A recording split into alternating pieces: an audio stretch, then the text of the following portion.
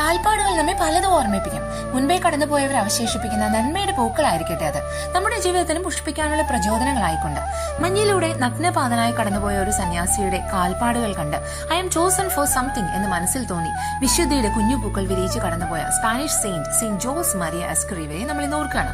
Work of God എന്നർത്ഥം വരുന്ന oppose ഡെയി എന്ന കാത്തലിക് ഓർഗനൈസേഷന്റെ സ്ഥാപകനായ വൈദികൻ. വിശുദ്ധിയിലേക്ക് വിളിക്കപ്പെട്ടവരാണ് മനുഷ്യരെല്ലാവരും എന്നതിനാൽ തന്നെ the daily life we live so ordinary can be a path to sanctity എന്ന് പഠിപ്പിച്ച വിശുദ്ധൻ.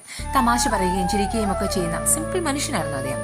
പരിശുദ്ധ അമ്മയോടുള്ള വലിയ സ്നേഹത്താൽ അനുദിനം പേഴ്സണൽ പ്രയറിൽ അമ്മയോട് പ്രത്യേകം സംസാരിച്ചിരുന്ന, ഓപ്പോസ് ഡെയുടെ ഓഫീസിലെ മുറികളിലെല്ലാം പരിശുദ്ധ അമ്മയുടെ ചിത്രം സൂക്ഷിച്ചിരുന്ന അദ്ദേഹത്തിന്റെ ആഗ്രഹം പോലെ ഒരു സുപ്രഭാതത്തിൽ തന്റെ ഓഫീസിലേക്ക് കയറി വരവെ പരിശുദ്ധ അമ്മയെ സ്നേഹപൂർവ്വം നോക്കിയതും അമ്മ അദ്ദേഹത്തെ സ്വർഗത്തിലേക്ക് കൂട്ടിക്കൊണ്ടുപോയി. All the parts of the earth can be occasion for an encounter with Christ എന്ന് ഓർമ്മിപ്പിച്ച അദ്ദേഹത്തോടു കൂടിയായിരിക്കട്ടെ ഇന്നത്തെ നമ്മുടെ ഹോളി ലൈഫ്.